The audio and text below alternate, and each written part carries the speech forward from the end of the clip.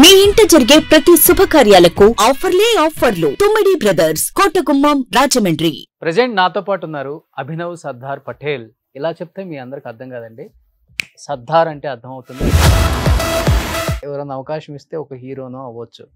అలాంటిది సినిమాలు ప్రొడ్యూస్ చేసే స్థాయికి వెళ్ళారంటే ఎక్కడి నుంచి వచ్చింది ఈ డబ్బంతా? నీకు యాటిట్యూడ్ కరెక్ట్ ఉండి నువ్వు రేపటి రోజు నువ్వు ఈ స్థాయిలో వెళ్ళాలంటే అంటే ఏ అంశాలు నచ్చి బాగా రాజకీయాల్లోకి రావాలనిపించింది మీకు? మనం జనాలు అందరిని రీచ్ అయ్యి అందరికీ మనం ఏదో చేయాలి అంటే compulsory some point of time politics లో ఉండాలి. కొత్తగా ఇప్పుడు సర్దార్ వచ్చి ఏం చేస్తారు అనేది కదా. సేవాభావం ఉన్న వాళ్ళే రాజకీయాల్లోకి రాగలరు. చదువుకున్న వాళ్ళు చాలా మంది ఉన్నారు, కానీ వాళ్ళు ఎందుకు రారు అంటే మంచి లవర్ బాయ్ ఎన్ఐటీలో ఉన్నప్పుడు. కాలేజీలో ఎవరు లవర్ బాయ్ ఉండరు చెప్పండి. Close association with Vijay Mallya గారు. అప్పుడప్పుడు మేము రివ్యూ మీటింగ్స్ ఉన్నప్పుడు ఇయర్లీ ఒకసారి ఉండేది, కలిసేది. ఎక్కడున్నారు ఇప్పుడు ఆయన? టచ్లో ఉంటే నేను ఎందుకు ఇక్కడ ఉంటా, ఆయనతోనే ఉంటా. కానీ మాట ఇచ్చారా ఆదిలాబాద్ ఎంపీగా బరిలోకి దింపుతాం నిన్ను? కిషన్ రెడ్డి గారు, రామ్మ నువ్వు సినిమా యాక్టర్, నువ్వు ఇది నేను ఇస్తా అని ఎప్పుడు చెప్పలేదు.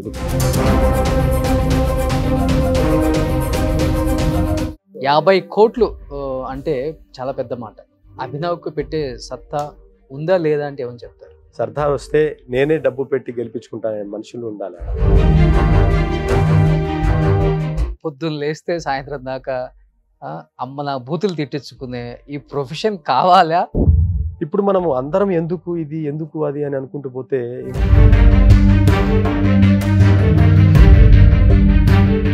ఈ 30 రోజుల్లో రేవంత్ రెడ్డి గారి పరిపాలన గురించి ఏం చెప్తారు మీరు? నాకున్న ఆలోచన ప్రకారం మాత్రం ఈ ఫ్రీ బీస్ అనేది నేను కంప్లీట్ అగేన్స్ట్.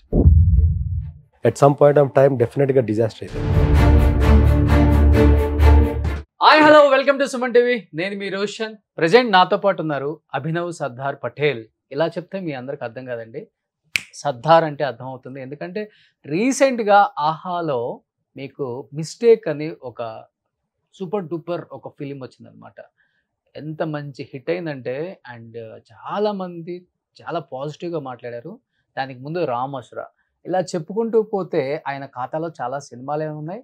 కానీ ఒక్కసారిగా ఇప్పుడు యూటర్న్ తీసుకొని ఆదిలాబాద్ జిల్లాలో ఎక్కడ చూసినా కానీ ఆయన ఫ్లెక్సీలే కనపడుతున్నాయి. ఇవన్నీ చూసిన తర్వాత రాజకీయాల్లోకి ఏమైనా రాబోతున్నాడా అనిపించింది నాకైతే. అసలు వస్తున్నారా రావట్లేదా? ఆయన చూపు ఎటువైపు ఉందో ఆయన మాటలను తెలుసుకుందాం. హాయ్ అభినవ్ సర్దార్ పటేల్ జీ. హాయ్ రోషన్, ఎలా ఉన్నావు? I'm super great. అండ్ మీరు ఎప్పుడు సూపరే. కాదు ఏంటి, సినిమాలతో అలరించే మా సర్దార్ ఒక్కసారిగా ఆదిలాబాద్ జిల్లాలో ఎక్కడ చూసినా కానీ ఎమ్మెల్యే ఒక పక్క, సర్దార్ ఒక పక్క, కన్నులు పండగగా ఉంది చూస్తుంటే. మాకైతే ఎక్కడ చూసినా ఓవరాల్ ఆదిలాబాద్ జిల్లా మొత్తం కనిపించింది. ఏంటో నాకైతే అర్థం కాలేదు. ఏదో ఒక ఇంటర్వ్యూకి వచ్చినప్పుడు అడుగుదాం అనుకున్నాను. సంక్రాంతి సందర్భంగా ఇక్కడికి వచ్చారు. అండ్ అది తెలుసుకునే ముందు అసలుకి మీ గురించి తెలుసుకోవాలని చాలా మంది వెయిట్ చేస్తున్నారు. అప్పుడప్పుడు మంచి మంచి సినిమాలతో మైండ్ బ్లోయింగ్ చేపించే సర్దార్ అసలు ఎక్కడి నుంచి వచ్చారు, ఎలా వచ్చారు, ఏం చేస్తారు, ఎలాంటి కష్టాలు పడ్డారు అనేది ఒకసారి ప్లీజ్. ఫైన్. అండ్ ముందుగా అందరికీ హ్యాపీ సంక్రాంతి.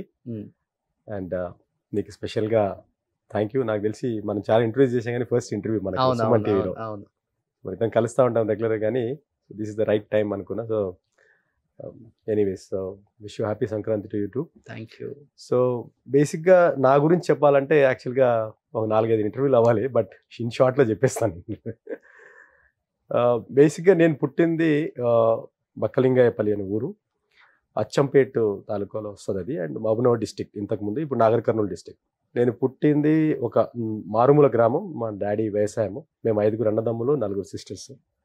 సో అక్కడ నేను పుట్టినప్పుడు కానీ చదివేటప్పుడు కూడా 7th 8th చదివే వరకు కూడా నాకు అక్కడ మా ఊర్లో పవర్ లేకుండే, కరెంట్ లేదు.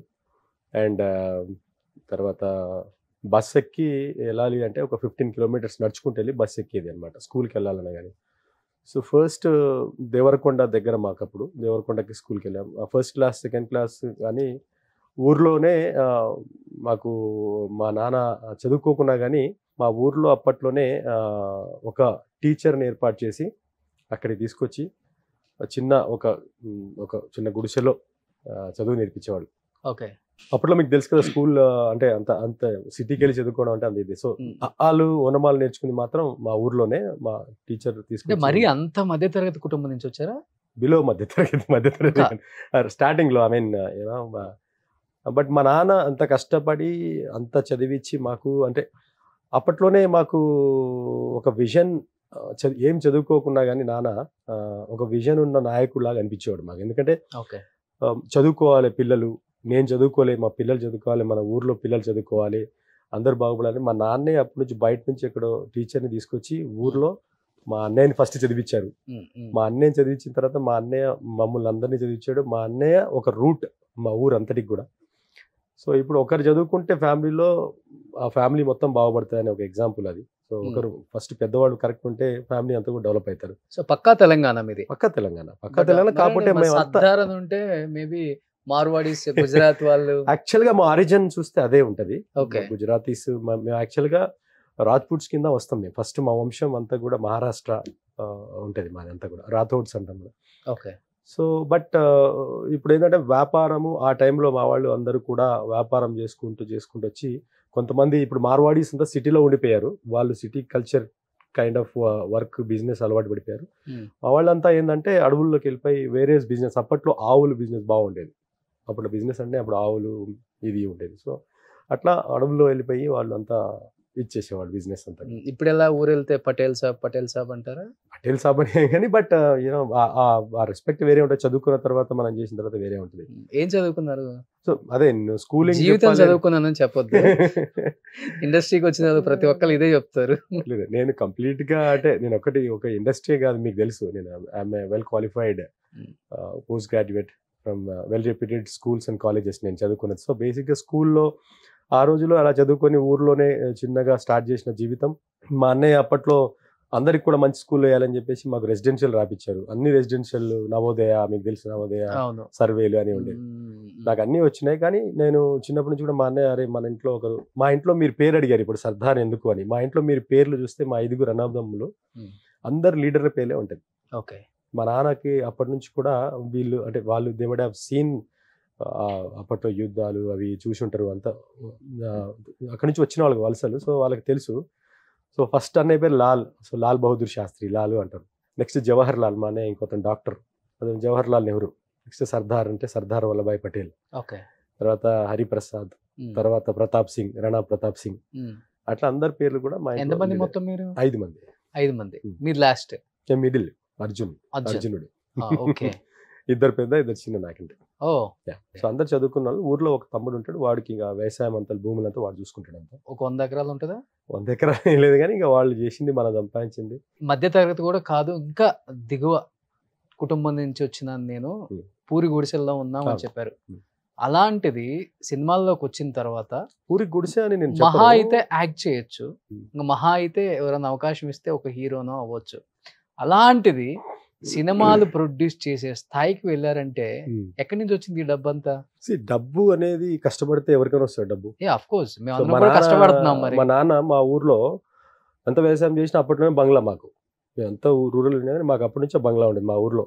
అప్పట్లో ఒక మంచి మండవ హౌస్ ఉంటుంది, ఆ టైప్లో మా నాన్న కన్స్ట్రక్షన్ చేసి ఊర్లో సొంతంగా పెద్ద బంగ్లాలో ఉండే. మేము అంత రూరల్ ఏరియా ఉండొచ్చు కానీ బట్ డబ్బు ఉండకపోవచ్చు ఆ టైంలో. కానీ లివింగ్ స్టైల్ కానీ ఇది కానీ బాగా అన్నీ ఉండే. సో బేసిక్గా ఆ పర్సన్కి ఏ స్థాయిలో వెళ్ళాలి అనేది ఆయన యాటిట్యూడ్ డిపెండ్ అయి ఉంటుంది. యాటిట్యూడ్ డిసైడ్ చేస్తుంది. ఓకే. ఒక మనిషి యాటిట్యూడ్ డిసైడ్ చేస్తుంది. నీకు యాటిట్యూడ్ కరెక్ట్ ఉండి నువ్వు రేపటి రోజు నువ్వు ఈ స్థాయిలో వెళ్ళాలంటే డెఫినెట్గా నువ్వు మైండ్ సెట్ సెట్ చేసుకుంటే ఏ స్థాయికైనా వెళ్ళొచ్చు. సో నాకు ఆ ఇన్స్టింక్ట్ కానీ ఆ ఇది కానీ నాకు అంతా వచ్చింది. నేను చిన్నప్పటి నుంచి చదువుకుంది Sainik school.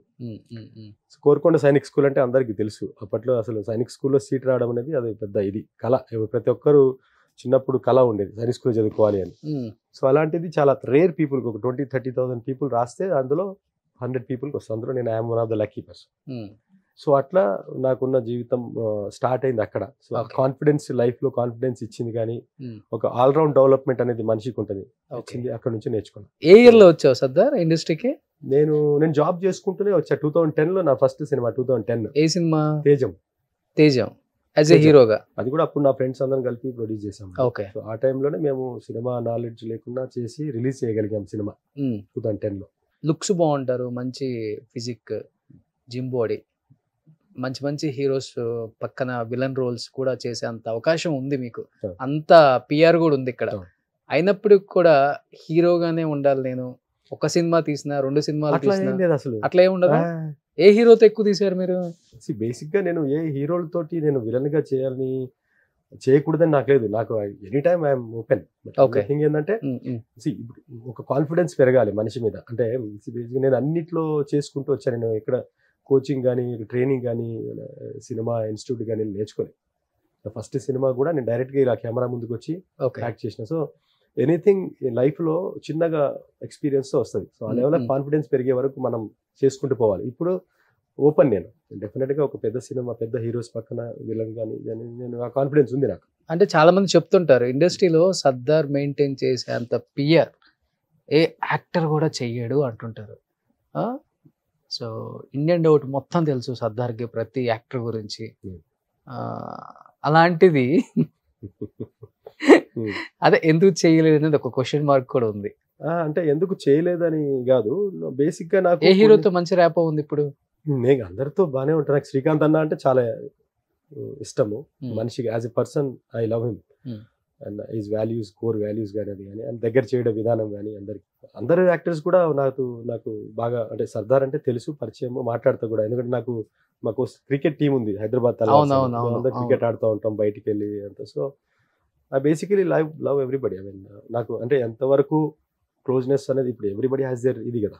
So but basically when it is required డెఫినెట్గా నేను అప్రోచ్ అవుతా. They are all supportive. ఇండస్ట్రీలో ఈ మధ్య కాలంలో బిజియెస్ట్ అండ్ సక్సెస్ఫుల్ ఎంటర్ప్రీనర్ అంటే మీ పేరు కూడా చెప్పొచ్చు. జీరోతో వచ్చి ఈ రోజు దాదాపు 1000 కోట్లు సంపాదించారు టాక్ అయితే ఉంది బయట. ఏంటి రేపు ఇన్కమ్ ట్యాక్స్ రైట్ చేస్తున్నా నాకు అలా ఉన్నట్టు కనిపిస్తా కానీ లేదు. కనిపించొచ్చు అలా 1000 కోట్లు ఉన్నోళ్ళగా. ఓకే, ఎలా చెప్తే కొంచెం ఫాలో అవుతారు కదా. నన్ను చూడంగానే అరే వీడు బాగా బలిసినోడు రా అనుకుంటారు. కాదు, కష్టపడి వచ్చినా తెలుసు అందరికి.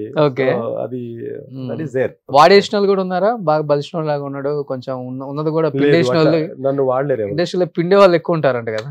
నేను అంత ఛాన్స్ ఇవ్వను ఎవరికి. ఓకే, అంటే నేను studied the minds of the people. నాకు తెలుసు, చదువుకున్నా కదా, నేను ఊరికేం రాలే.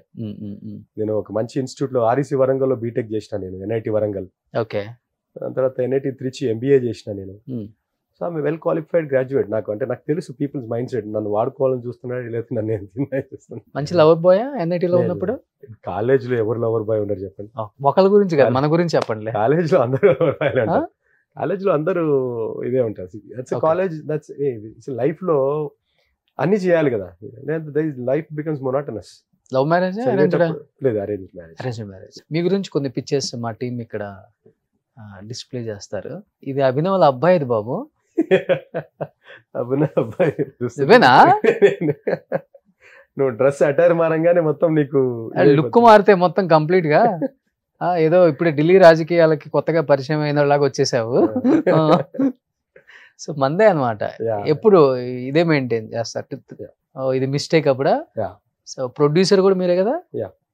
సన్నీ నమ్మి తీయడానికి కారణం ఏంటి? ఎవరినో ఒకరు నమ్మాలి కదా. ఓకే, ఎవరిని నమ్మలేదంటే ఎట్లా ఇండస్ట్రీ. ఇది రామోసరావు అప్పుడా? ఏంటి పోస్టర్లు కూడా మీరు అంటించుకుంటున్నారు? యాక్చువల్ ఇప్పుడు కొత్త మనం అంతా వినూత్నంగా చేస్తాం ఏదైనా. నేను మార్కెటింగ్ బ్యాక్గ్రౌండ్ నుంచి వచ్చినా కదా. సో కొత్తగా చేయాలి ఏదైనా అంటే మనం ఎట్లా కంట్లో పడాలి జనాల్లో. సో నేను హీరో ఏమనుకుంటారు తెలుసు, అంగోలా కూడా అనుకుంటారు. ఏమనుకుంటారు? నేను చెప్పాను అనుకో, ట్రోల్ అవుతుంది. డబ్బులు లేవేమో, వీడియో గోళ్ళకి పోస్టర్లు అంటించుకుంటున్నాడు. ఇప్పుడు ఎవరి పని వాళ్ళు చేసుకుంటారు. అమెరికాలో చూస్తే ఎవరు తెలుసు, అది nothing wrong in it. I mean you should respect. Hyderabad అంతా మీరు అంటించారా? లేదు, కొన్ని. Okay, yes. నెక్స్ట్ ఇది నా సెలబ్రిటీ క్రికెట్ టీం లాంచ్ అప్పుడు మాది. ఓకే, ఇవన్నీ క్రికెట్ లాంచ్ అప్పుడు. అది సౌత్ ఆఫ్రికా వెళ్ళాం మేము. అక్కడ అప్పుడు జెర్సీ లాంచ్ చేసాం. రానా గారు వచ్చారు. అమ్మ చాలా ప్రౌడ్ గా ఫీల్ అవుతుంటారా మీ జర్నీ చూసి? ఉన్నారా అమ్మ ఇప్పుడు? మీతోనే ఉంటారా ఇక్కడ? అందరి దగ్గర ఉంటారు. కొన్ని రోజులు నా దగ్గర, కొన్ని తమ్ముడు దగ్గర, అన్న దగ్గర. ఎక్కువ ఎవరితో అమ్మ బాగా ఏ కొడుకుతో ఎక్కువ మా బాండింగ్? తమ్ముడు దగ్గర ఉంటారు ఎక్కువ, అంటే ఇక్కడ బిఎన్ రెడ్డిలో ఉంటుంది. యాక్చువల్లీ నేను అపార్ట్మెంట్ లో ఉంటాయి కదా, తనకి ఏంటంటే ఓపెన్ Independent గా. ఇండిపెండెంట్ ఉండాలి. అదే. ఇక్కడైతే జైల్లో వేసారు నన్ను అంటది ఆమె. అందుకని చెప్పి వాడు ఇది నేను నా స్టార్టింగ్ నేను అప్పుడు జాబ్ చేస్తా ఉండే. ఓకే. దీనివల్ల ఇష్యూ కూడా అయింది నాకు మొత్తం కంపెనీలో. ఓకే. నువ్వు పొలిటికల్ లో వేస్తున్నావు, హోర్డింగ్స్ వేస్తున్నావు అది ఇది అని చెప్పి. అదే ఇప్పుడు దాకా వచ్చిన జర్నీ వేరుంది, ఇప్పుడేం కంప్లీట్ గా మారిపోయినా నేను కూడా అదే చూస్తాను. ఏంటిది అంటే అప్పుడు యాక్చువల్ గా నేను కేటీఆర్ గారు మన తెలంగాణ వచ్చినప్పుడు అంటే మనకి స్ట్రాంగ్ ఇది ఉండే కదా, హెచ్చరింగ్ చేసి అప్పుడు హ్యాపీ బర్త్డే అని ఇష్టం. Close bonding? బాండింగ్ అంటే ఇప్పుడు ప్రతి ఒక్కరికి తెలంగాణ స్టార్టింగ్ అది అంతా ఆ టైంలో అందరూ జనాలంతా అరే మన మన తెలంగాణ వచ్చింది, వీళ్ళ వల్ల సాధ్యమైంది, తెచ్చారు అది ఇది అదొక ఇది ఉండే. అండ్ మోర్ దెన్ దట్ నేను అప్పుడు జాబ్ చేస్తా ఉండే. Okay. I like the entrepreneur skills KTR గారి దగ్గర. సో స్కిల్ చూసి మీరు కూడా జాబ్ మానేసి బిజినెస్ ఫీల్డ్కి వచ్చేసారు. బేసిక్గా నా అప్రోచ్ అంటే కేటీఆర్ గారిని చూసి రావడం అని కాదు, నాకు ఫస్ట్ నుంచి కూడా ఒక కైండ్ ఆఫ్ ఇది అంటే జాబ్ చేయడం అనేది ఇప్పుడు నేను ఒక బ్యాక్గ్రౌండ్ నుంచి వచ్చిన till the family get strengthen అంతవరకు జాబ్ డెఫినెట్గా అవసరం. సో కాన్ఫిడెన్స్ వచ్చిన తర్వాత కొంచెం అమౌంట్ మనం సంపాదించుకున్న తర్వాత at some point of time you feel నువ్వు సంపాదించుకుంది కాదు, నువ్వు 10 మందికి ఏం చేసినావు అనేది ఇంపార్టెంట్ లైఫ్లో.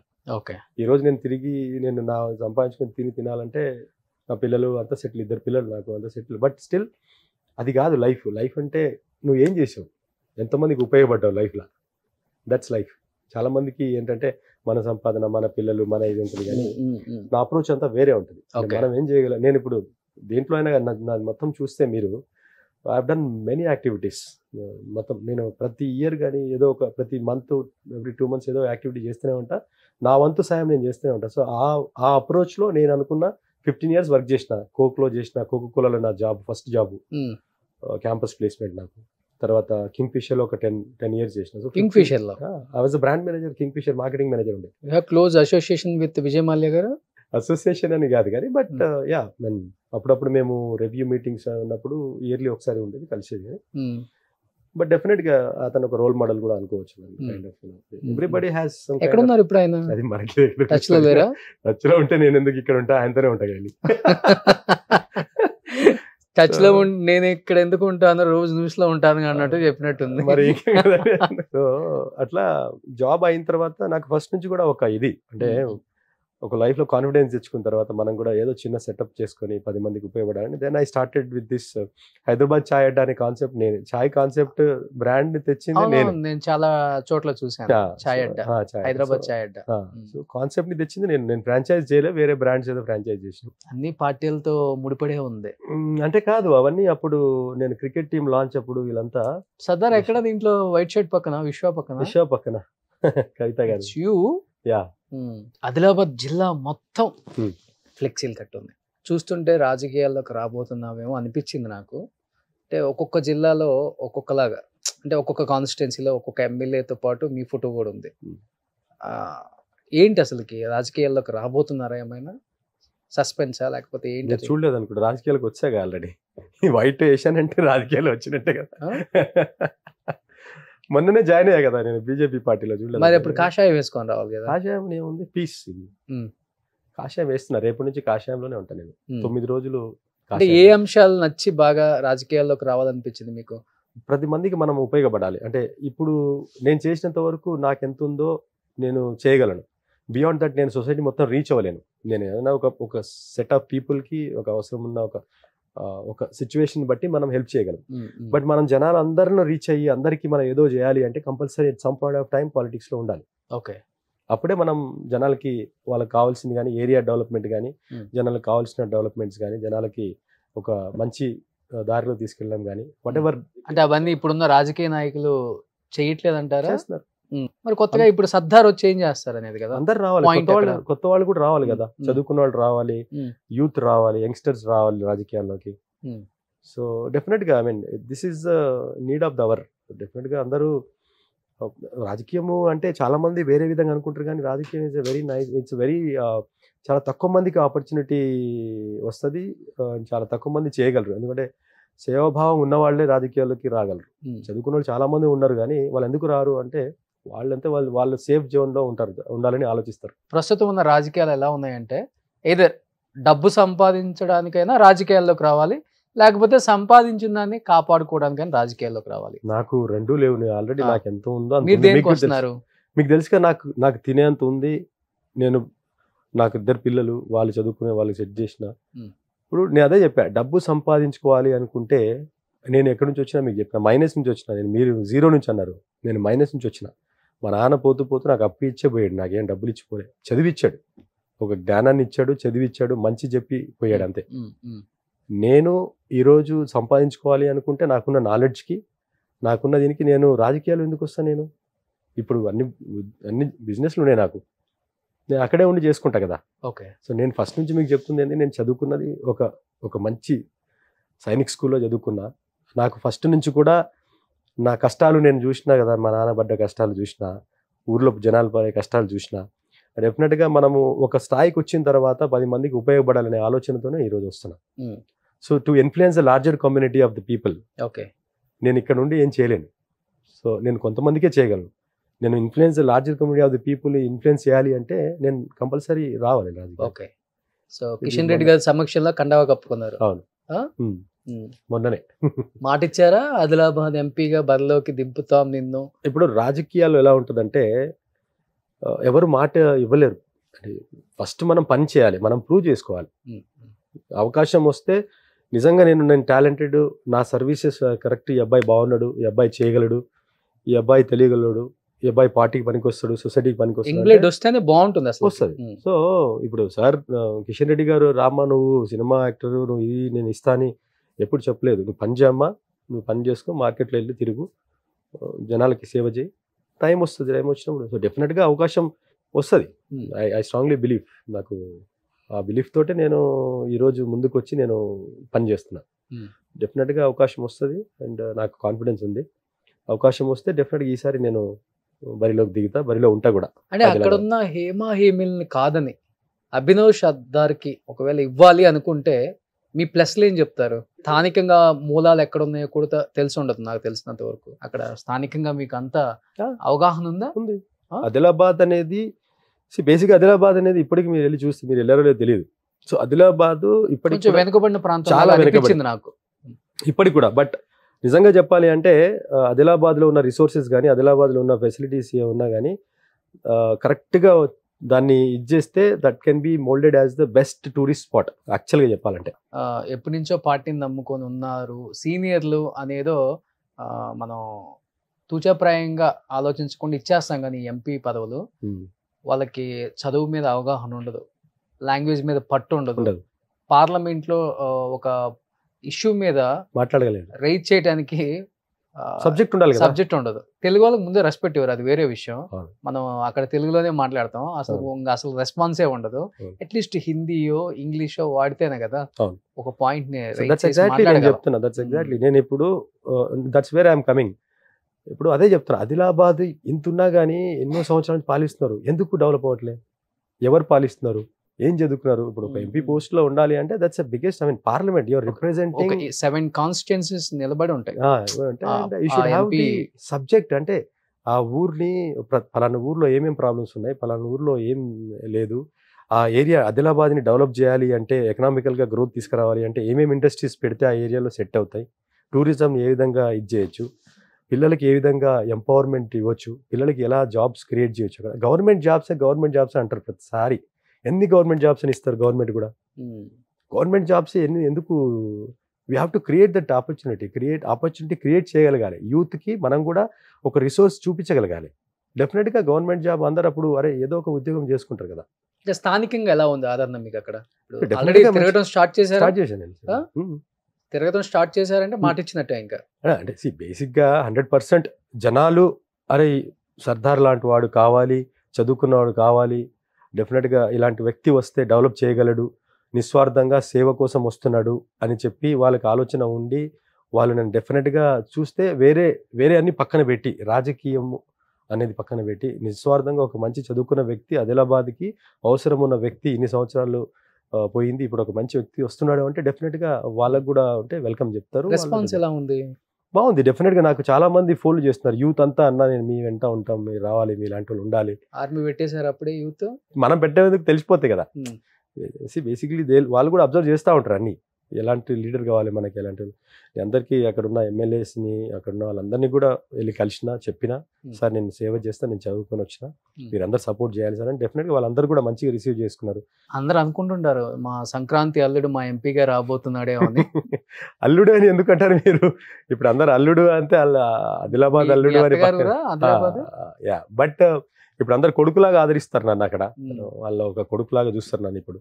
అంటే బీజేపీ ఎంచుకున్నారు, ఓకే, పార్టీని చూసి ఎంచుకున్నారా లేకపోతే మోడీ గారిని చూసి? ఎస్పెషల్లీ నేను ఫస్ట్ ఇంపార్టెన్స్ ఇచ్చేది, అన్ని పక్కన పెడితే ఒక ధర్మం, ఒక న్యాయం, ఒక దేశం, ఇది నేను స్ట్రాంగ్లీ బిలీవ్ చేసేది. న్యాయం, దేశం, ధర్మం. ఎందుకు అంటే Sainik school, because of my roots. So నేను ఆ రోజు నుంచి కూడా ఈ రోజు వరకు కూడా ఎప్పుడు కూడా నేను దాని గురించి ఫైట్ చేస్తా. కాబట్టి first Bharatiya Janata Party first ఆదరణ మొత్తం కూడా అదే. దాంతో పాటు మోడీ గారు I can say is the role model of India.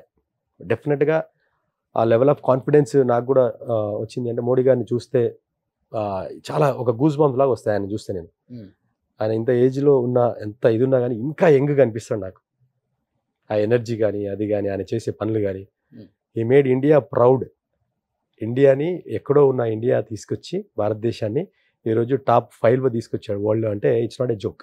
And India అంటే ఒక రెస్పెక్ట్. ఇప్పుడు మీరు ఎవరిని అడిగినా చూడండి, మీరు ఎంతోమంది, మీరు అమెరికా వెళ్ళొచ్చి ఉంటారు, మొన్న వెళ్ళారు, అందరు కూడా మా ఫ్రెండ్స్ చాలామంది ఉన్నారు, చెప్తారు ఇండియా ఇంతకుముందు వేరు, ఇండియా అంటేనే ఒక గౌరవం రా ఇప్పుడు అంటారు. సో ఈ గౌరవాన్ని, ఈ మర్యాదని జనాల్లో ఒక ఇదిని పెంచింది, బూస్టప్ చేసింది, ఎకానమీని బూస్టప్ చేసింది కూడా, ఆల్మోస్ట్ కరప్షన్ నిల్ చేసింది కూడా మోడీ గారు. సో ఆ రెస్పెక్ట్ నాకు చాలా ఉంది. ఆ ప్రిన్సిపల్తో స్ట్రాంగ్గా బిలీవ్ చేసి నేను దీంట్లోకి రావడం జరిగింది. చాలా మంది దీంట్లో రావచ్చు కదా నువ్వు, కాంగ్రెస్ పార్టీ అది చేసింది, కమ్యూనిటీ ఇది చేసింది అంటే చేసి ఉంటుంది, ఆ టైంలో అది చేసి ఉంటుంది కానీ, బట్ ఇప్పుడు నాకు ఇది నీడ్ ఆఫ్ ద అవర్ అనిపిస్తుంది. ప్రస్తుత రాజకీయాలు కంప్లీట్గా చాలా డిఫరెంట్. తెలంగాణలో కాంగ్రెస్ అధికారంలోకి వచ్చిన తర్వాత అర్థమైపోతుంది ప్రజల నాడి ఎటువైపు ఉంటుందో కూడా అర్థం కాని పరిస్థితి ఇప్పుడు. అండ్ విమర్శలకి ప్రతి విమర్శలు, ఎత్తుకు పై ఎత్తులు ఉంటాయి ఇక్కడ. మాట్లాడే ధోరణి అయితే అది చెప్పేది కూడా కదా అనమాట. అదే చాలా వల్గారిటీ ఉంటుంది. తట్టుకోగలరా సర్దార్ మీరు? డెఫినెట్గా. అదే ఇప్పుడు తట్టుకొని వాళ్ళకు కూడా మనం సార్ ఇది కాదు సార్ ఇలా మాట్లాడాలి, ఎందుకంటే మనకి బాడీ లాంగ్వేజ్ చూస్తే చాలా సాఫ్ట్ గా ఉంది, మీరు చూస్తే రగ్గుడుగా ఉన్నారు, వేరే విషయం అండి. Body language, ruggedness. ఇప్పుడు నన్ను చూస్తే చాలా మంది అరే వీడు చాలా హార్ష్ రా అనుకుంటారు కానీ బయట అది, బట్ లోపల నేను ఎంత స్మూతో మీకు మాట్లాడుతుంది. సో బేసిక్గా అవుటర్ లుక్స్ తోటి అది వచ్చేది అది వేరు. పర్సన్తో మనం కొన్నాళ్ళు జర్నీ చేసిన తర్వాత ఇంటరాక్ట్ అయిన తర్వాత తెలుస్తుంది వీడేంటి అసలు. సో ఈరోజు మీరు చెప్పారు సర్దార్ అందరితో బాగుంటారు, అందరు పిఆర్ బాగా మెయింటైన్ చేస్తారు అంటే, మనం అందరితో బాగా మాట్లాడతాం, బాగా ఇది చేస్తాం, మనకి వేరే ఆలోచన ఉండవు ఎందుకు అనేది. సో మన పని మనం చేసుకుంటూ పోతూ ఉంటాం, అందరితో బాగుంటాం, ఎవరి గురించి మనం మాట్లాడడం. సో బేసిక్గా ఇక్కడ ఏంటంటే రాజకీయాలు మీరు చెప్పిన పాయింట్కి ఏంటంటే, ఇప్పుడు చాలామంది అది లైమ్ లైట్లోకి రావడానికి మనం ఇలా మాట్లాడితే తొందరగా మనం ఫోకస్ అవుతామని చెప్పేసి చెప్తారు. సో తప్పు. బికాస్ మనం కూడా అది చాలామందికి నేర్పించగలం. What are you trying to tell the generations? Next చాలామంది లక్షల మంది అబ్జర్వ్ చేస్తుంటారు మనం మాట్లాడుతుంటే, కొన్ని కోట్ల మంది చూస్తూ ఉంటారు. మన నెక్స్ట్ జనరేషన్, మన కొడుకు చూస్తుంటాడు, మన పిల్లలు చూస్తూ ఉంటారు. మన పిల్లలు ఇప్పుడు మనం మాట్లాడే మాటలు వాళ్ళు నేర్చుకుంటే వాళ్ళు ఏం మనం నేర్పిస్తున్నట్టు. సో బేసిక్గా ఇది ఆలోచించాలి ఏ లీడర్ అయినా కానీ మాట్లాడే ముందు. సో అది missing. Just because you want to be focused, you want to be నేను బయట తొందరగా మనం జనాల్లో కనబడాలి, ఆ అట్రాక్షన్ కోసం 5 minutes కోసం మాట్లాడేది చాలా తప్పు అది. సో డెఫినెట్గా నేను దాన్ని ఎదుర్కొంటా, చెప్తా కూడా సరే ఇలా కాదు, మనం పాయింట్ టు పాయింట్, ఒక పాయింట్ వచ్చిందంటే దానికి వల్గర్ లాంగ్వేజ్తో కాకుండా దాని జస్టిఫికేషన్ ఇచ్చి మాట్లాడలేదు కానీ, అంతేగాని తిట్టుకోవడం కొట్టుకోవడం కాదు కదా. That is where you have to change. ప్రస్తుతం అంతా కూడా డబ్బుతోనే రాజకీయం నడుస్తుంది. ఈరోజు ఒక ఎమ్మెల్యేకే 50 నుంచి 70 కోట్లు ఖర్చు పెట్టే రోజులు వచ్చేసాయి ఆల్రెడీ. ఎంపీ అంటే మీకు తెలిసిందే, ఎంత రిజర్వ్డ్ అయినా కానీ మినిమం 50 కోట్ల దాకా అవుతుంది. I don't think so. 50 కోట్లు అంటే చాలా పెద్ద మాట. అభినవ్కు పెట్టే సత్తా ఉందా లేదా అంటే ఏమని చెప్తారు? డబ్బు అనేది రాజకీయంలో బేసిక్ మార్కెటింగ్, బేసిక్ ఇది యాక్టివిటీస్ కోసం ఉంటుంది కానీ ఐ డోంట్ థింక్ సో. అంటే అంత అంటున్నారు బయట కానీ నేనైతే ఎప్పుడు నిజంగా చూడలే. బట్ డెఫినెట్గా నేను మనుషుల మనసు గెలుచుకొని రావాలనుకుంటున్నా ఇక్కడ, డబ్బు పెట్టి కాదు. ఈడేం చేయగలడు, సర్దార్ కోసం డబ్బు పెట్టేవాడు రావాలి. అక్కడ లోకల్లో జనాలు కూడా సర్దార్ వస్తే నేనే డబ్బు పెట్టి గెలిపించుకుంటానే మనుషులు ఉండాలి ఆడ. సర్దార్ని మనం గెలిపించుకుందాం, సర్దార్ వస్తే ఇది చేయగలడు, సర్దార్కి మనం డబ్బు పెడదాం అనే టైప్ నేను చేయని అనే కాన్ఫిడెన్స్ నాకు ఉంది. కాబట్టి డెఫినెట్గా నేను మంచి చేయడానికి వస్తున్నా, అన్నీ వదులుకొని వస్తున్నా.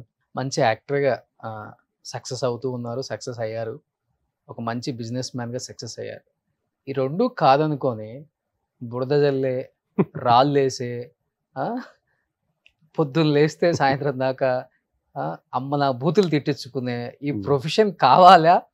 మన ఇంట్లో ఒక 10 మంది ఉంటాం, 10 మందిలో మన 10 మందికి నచ్చం, మన అందరికి నచ్చం మనం. ఇప్పుడు సర్దార్ ఇట్లా ఇదిగా ఓపెన్గా ఉంటాడు, సర్దార్ మొహం మీద మాట్లాడేస్తాడు, సర్దార్ ఏమైనా ఉంటే ఉంచుకోడు అని చెప్పి మా ఇంట్లో 10 మందిలో ఒక 8 మందికి నచ్చొచ్చు, ఇద్దరికి నచ్చకపోవచ్చు. సో ఇంట్లోనే మనం అందరికి నచ్చాం, సొసైటీలో అందరికి నచ్చాలనే ఉంది లేదు. అంటే ఎందుకు రెండు ప్రొఫెషన్లలో ఇంత సక్సెస్ఫుల్ గా ఉండి వై యువర్ చూసింగ్? ఇప్పుడు మనం అందరం ఎందుకు ఇది ఎందుకు అది అని అనుకుంటూ పోతే ఇంకా ఎక్కడికి పోతుంది. ఇప్పుడు మోడీ గారు ఉన్నారు, మరి అట్లా అనుకుంటే ఎన్ని విమర్శలు తట్టుకొని ఎట్లా చేస్తున్నారు. నాకు ఎందుకు అబ్బా ఇదంతా, నేను హ్యాపీగా నా బతుకు నేను బతా అని చెప్తే ఇంకెక్కడ పోతుంది దేశం. ప్రతి ఒక్కరు కూడా ఆ స్వార్థం ఆలోచిస్తే ఎట్లా చేంజ్ ఎప్పుడు వస్తుంది? There will be a change. మనం we have to wait for it. మనం ఆ మార్పుని తీసుకురావాలి, తేగలగాలి, చైతన్యం తీసుకురావాలి, ఎడ్యుకేట్ చేయాలి పీపుల్ని. అంటే ఆదిలాబాద్ జిల్లా రిసోర్స్మెంట్ ఉండి కూడా ఇంత డెవలప్ అవ్వలేదు, డెవలప్ అవ్వాలి, సో దానికి నేను ముందు నిలబడి ఏదో విధంగా నా వంతునే చెయ్యాలనే ఒక దృఢ సంకల్పంతో ముందుకు వస్తున్నారు. అంటే అంతే గుడ్డిగా. రాజకీయము అనేది ఒక platform to serve the society people, అంతేగాని it is not confine to one area. So డెఫినెట్గా నేను I will try to do my best. నేను ఏం చేయగలను, ఎలా మార్పు తీసుకురాగలను, పిల్లల్లో యూత్లో ఎలా చేంజ్ తీసుకురాగలను, whatever for that category, any kind of ఫీమేల్స్లో కానీ లేడీస్లో కానీ వాట్ ఎవర్, రైతుల్లో కానీ వాళ్ళని ఏ విధంగా ఎడ్యుకేట్ చేసి వాళ్ళ మార్పు తీసుకురావడం, it is a process, it doesn't happen over night. So కొన్ని నెలల్లో పార్లమెంట్ లో ప్రమాణ స్వీకారానికి సిద్ధంగా ఉండబోతున్నారు అనమాట. డెఫినెట్గా. సో అభినవ్ సర్దార్ పటేల్ అనే నేను ఆదిలాబాద్ ఎంపీగా డెఫినెట్గా అవకాశం వస్తే 100% వస్తుంది, 100% కాన్ఫిడెన్స్ ఉంది. But yeah you never know. But అవకాశం మన లాంటి వాళ్ళకి వస్తే ఏంటంటే ఒక వాయిస్ వినిపించగలం, మనం మాట్లాడగలం, మనం ఏ లాంగ్వేజ్లో మాట్లాడమంటే ఆ లాంగ్వేజ్లో మాట్లాడతా, ఏ సబ్జెక్ట్ మీద మాట్లాడమంటే ఆ సబ్జెక్ట్ మాట్లాడగలం. అర్థమవుతుంది మీ కళల్లో ఫైర్, ప్రజలకు ఏదో చేయాలన్న ఒక చిన్న అధిష్టానం కూడా చాలా ఇంపార్టెంట్. డెఫినెట్గా నాకు తెలిసి అధిష్టానం నాలాంటి వాళ్ళని ఎంకరేజ్ చేస్తారు, సపోర్ట్ చేస్తారని డెఫినెట్గా గట్టిగా నమ్ముతున్నాను నేను. ఎందుకంటే బీజేపీ పార్టీ అనేది రాజకీయ పార్టీ అన్నిటికంటే ఒక మంచి సిస్టమేటిక్ ఉన్న పార్టీ. మీరు చూస్తే వారసత్వం లేని పార్టీ అది, దీంట్లో వారసత్వాలు లేవు.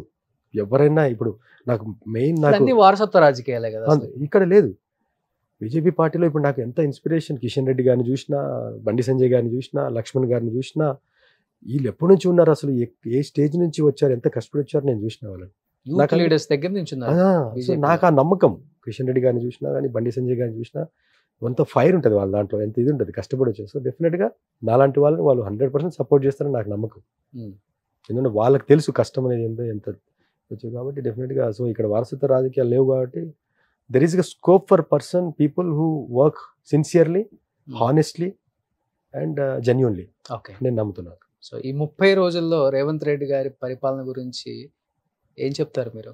See, as a leader, I should respect him. It's not a joke. ఇంత షార్ట్ టైంలో వచ్చి జనాల్ని ఇది చేసి ఒక నమ్మకంగా రేవంత్ రెడ్డి గారికి సీఎంగా వచ్చారు అంటే not a joke. Hats up to him because ఆ లెవెల్ ఆఫ్ కాన్ఫిడెన్స్ కానీ అది కానీ నాకు నచ్చింది. Confidence wise I like him. పాలన అంటే ఇప్పుడు ఒకటి ఐ ఆల్వేస్ బిలీవ్, ఇప్పుడు నేను వచ్చింది ఎక్కడి నుంచో, నేను రూరల్ బ్యాక్గ్రౌండ్ నుంచి వచ్చిన.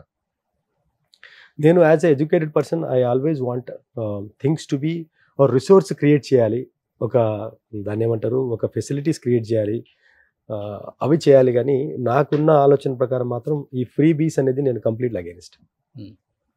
దట్ విల్ కంప్లీట్లీ డిజాస్టర్ చేస్తుంది స్టేట్ని, కంట్రీని మొత్తం. At some point of time డెఫినెట్గా డిజాస్టర్ అవుతుంది. Because that will ruin your economy. నేను ట్యాక్స్లు కడుతున్నా, నేను లక్షలు నేను ట్యాక్స్ కడుతున్నా.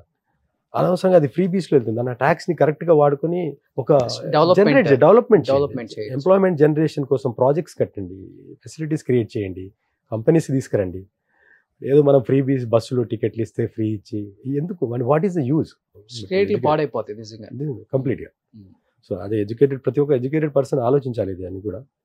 మీకు ఇన్స్పిరేషన్ ఎవరు అసలుకి రాజకీయాల్లోకి రావాలి అని, ఎస్పెషల్లీ తెలంగాణలో ఏదైనా లీడర్ని చూసా?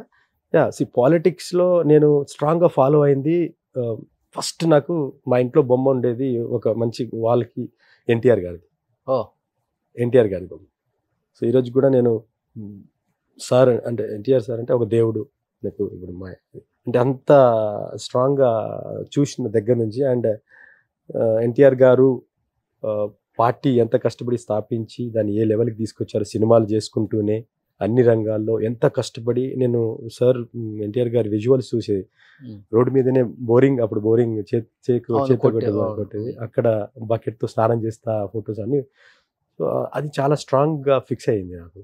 అండ్ ఇప్పుడు మోడీ గారు అంటే నాకు ప్రాణం, అంటే కోసుకుంటా నేను. అంటే ఆయన చేసిన పనులు కానీ అది కానీ చాలా నాకు పొద్దున్న లేస్తే ఆయన ఫోటో చూస్తా నేను, అంత ఇదిగా ఉంటుంది. ఇంకా స్ట్రాంగ్గా ఇక పార్టీలో చెప్పాలి అంటే ఇక్కడ లోకల్ లెవెల్లో నేను ఫస్ట్ నుంచి చూసుకుని కూడా, నేను జాబ్ చేసుకునేటప్పుడు చూసింది కూడా, నేను మలక్పేటలో ఉండేవాడిని. అన్ని ఫ్లెక్సీలు కిషన్ రెడ్డి గారే ఉండేవి అప్పట్లో అమర్పేట ఏరియా అంతా. యంగ్గా అప్పుడు యంగ్ లీడర్ చార్మింగ్గా అనిపించింది. నేను 2000 this was way back in 2005, 6, 7 నేను కింగ్ఫిషర్లో జాబ్ చేసిన. అట్లా వీళ్ళందరినీ నేను బాగా ఫాలో అయ్యేది, కిషన్ రెడ్డి గారిని, బండి సంజయ్ గారి మాటలు కానీ. సో నాకు స్ట్రాంగ్గా ఫిక్స్ అయిన మైండ్లో, అంటే మనం కూడా ఉంటే లీడర్ లా ఉండాలి కదా, ఇది చేయాలి కదా, రోల్ మోడల్ లాగా ఉండాలి కదా. సో అట్లా నాకు ఒక ఆదర్శంగా వచ్చింది. సో మీ పేర్లో ఉండే ఈ డెఫినేషన్స్ అన్నీ ఆదిలాబాద్ ప్రజల కోసం నిలబడాలని మనస్ఫూర్తిగా కోరుకుంటున్నాను. Thank you. రాజకీయాల్లోకి రావటం అనేది నిజంగా కత్తి మీద సామ అందరికి కూడా. ఎందుకులే ఈ బురదలోకి మనకు అవసరమా, ఎంత మంచి చేసినా లేనిపోని మాటలు అనిపించుకోవాలి ప్రత్యర్థులతో. ఎవడో ఒకడు మనల్ని బ్లేమ్ చేయాలని చూస్తారు. ఉన్న పేరు కూడా పోగొట్టుకొని రాజకీయాలు వద్దని విరమించుకున్న చాలా మంది ఆర్టిస్టులు కూడా చూసాం మనం, పెద్ద పెద్ద వాళ్ళని కూడా. అలాంటిది ఇండస్ట్రీ నుంచి మళ్ళీ నువ్వు కూడా అడుగు పెడుతున్నావు కాబట్టి చూడాలి. వెయిట్ అండ్ సీ ఏం జరగబోతుందో. మీరైతే బలంగా నమ్ముతున్నారు, ఎంపీ టికెట్ కన్ఫర్మ్ అవుతుంది, పదిలో దిగుతాను, ప్రజలకు మంచి చేస్తాను, పార్టీకి నా సేవల్ని అందిస్తాను అని చెప్తున్నారు. మరి సో ఆదిలాబాద్ ప్రజలు ఏమనుకుంటున్నారో, నాయకులు ఏమనుకుంటున్నారో, అధిష్టానం ఏమనుకుంటుందో. ఇప్పుడు డెఫినెట్గా ఒక కష్టపడి ఈ స్టేజ్కి వచ్చిన వ్యక్తిని మన కోసం వస్తున్నానంటే నాకు తెలిసి ప్రజలు కూడా ఆదరిస్తారని చెప్పి నేను 100% నమ్ముతున్నా. అండ్ ఆదిలాబాద్ ప్రజలు నేను దగ్గర నుంచి చూసినా వాళ్ళు చాలా అమాయకులు, వాళ్ళు మంచిని నమ్ముతారు. నేను చాలా దగ్గరగా చూసిన వాళ్ళందరినీ, వేరే ఏరియాలు అన్నీ తిరిగినా కానీ మా ఏరియా ఇప్పుడు మహబూబ్ నగర్ ఉన్న, నల్గొండ అందరినీ చూసినా కానీ నిజంగా అమాయకులు అంటే ఆదిలాబాద్ వాళ్ళు చాలా అమాయకులు వాళ్ళు పాపం. అంటే అంటే ఇంకా చాలా వరకు వాళ్ళకి చాలా కొన్ని రీచ్ అవ్వలే. They are not so much of kind of వెనకబడి. సో వాళ్ళకి ఆ మార్పు తీసుకురావాలి. చాలా మనస్తత్వం కూడా చాలా మంచిది వాళ్ళది. సో డెఫినెట్గా నాకు ఆదరిస్తారు, వెల్కమ్ చెప్తారు, నాకు బ్లెస్సింగ్స్ ఇస్తారు, ప్రతి ఒక్కరు కొడుకులాగా చూసుకుంటారని చెప్పి నేను భావిస్తున్నాను. కష్టపడి ప్రజలకు మంచి చేయాలని మనస్ఫూర్తిగా కోరుకుంటున్నాను. Abhinav Sardar Patel. Thank you. Wish you happy pongal. ఏం చెప్పాలనుకుంటున్నారు ఈ సందర్భంగా మీ ఆదిలాబాద్ ప్రజానికానికి? ప్రజలందరికీ, అలాగే ఆదిలాబాద్ స్పెషల్గా ఆదిలాబాద్ ప్రజలందరికీ, నా అన్నలకి, అక్కలకి, అమ్మలకి, తమ్ములకి, ప్రతి ఒక్కరికి కూడా సంక్రాంతి శుభాకాంక్షలు. నేను డెఫినెట్గా ఒక మంచి దృఢ సంకల్పంతో ఒక మంచి పనులు చేద్దామని, ఒక మార్పు తీసుకొద్దామని, ఆదిలాబాద్ని ఒక నెక్స్ట్ లెవెల్ ఆఫ్ మ్యాప్లో, ఒక తెలంగాణ మ్యాప్లో ఒక నెక్స్ట్ లెవెల్ ఆఫ్ డెవలప్మెంట్లో ముందుంజా ఉండేటట్టు, జనాల్లో కూడా మార్పు తీసుకొచ్చి యూత్ ఎంపవర్మెంట్ చేసేటట్టు ప్రతి ఒక్క రీతిలో మార్పు తీసుకోవాలని దృఢ సంకల్పంతో మీ ముందుకు వస్తున్నా. డెఫినెట్గా మీరు నన్ను ఒక ఆదిలాబాద్ అల్లులాగా ఆదరించారు, ఇప్పుడు ఒక కొడుకులాగా, మీ తమ్ముళ్ళలాగా, మీ అన్నలాగా, అలాగే మీ సోదరులాగా ఆదరిస్తారని చెప్పి మనస్ఫూర్తిగా నేను నమ్ముతున్నా. డెఫినెట్గా నేను నిస్వార్థంగా వస్తున్నా కాబట్టి మీ అందరు బ్లెస్సింగ్స్ కావాలి అండ్ మీ సపోర్ట్ కావాలి. Thank you once again wish you happy Sankranti. So కండ వేసుకోగానే రాజకీయం ఫ్లవర్ అయితే అంటినట్టు నాకైతే కనపడింది మాటల్లో. ఎందుకు? సినిమా వాళ్ళు ఎలాగైనా ఇది ఒక్కటే రోజులో రాదు కదా ఇది. అవునవును. ఇంత మార్పు ఇప్పుడు నేను ఎప్పటి నుంచో తిరుగుతున్నాను రాజకీయాల్లో అంటే మీరు అన్నది కరెక్ట్. నా మనసులో ఉన్న నా ప్లేన్ నా స్వభావం అట్లాంటిది కాబట్టి ఐ కెన్ ప్లేన్ అలాగే మాడతాను congratulations and wish you good luck Sardar. Thank you Roshan. మంచి చేయాలని సపోర్ట్ చేయాలి మీరు కూడా. ముందుకెళ్తున్నారు కాబట్టి మంచిని ప్రోత్సహించాలి మీరు కూడా. డెఫినెట్ గా మంచి వాళ్ళని ప్రోత్సహించాలి. డెఫినెట్ గా ఓకేనా మార్పు తీసుకురావాలి మీరు కూడా సొసైటీలో అంతే. Okay thank you Roshan.